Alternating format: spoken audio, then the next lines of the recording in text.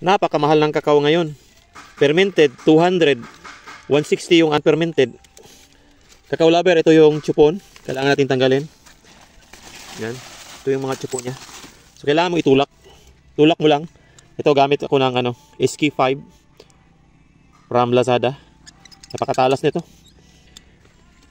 Tapos, sabay tulak mo konti. Tagal na siguro kayong gumagamit na ito. Pag di mo tinutulak yan, itong paggamit niya. Lalo pag malaki, hindi talaga makakaputol yung pruning shear. So kahit ito, kakao lover, tutulak mo siya. Tulak mo siya. Ayan o.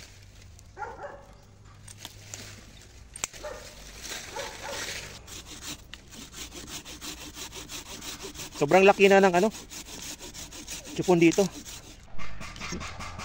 Tapos itong pinagputulan, kailangan din natin tanggalin. Kasi dito uli yan, tutubo yung mga chupon dito. Tanggalin natin po.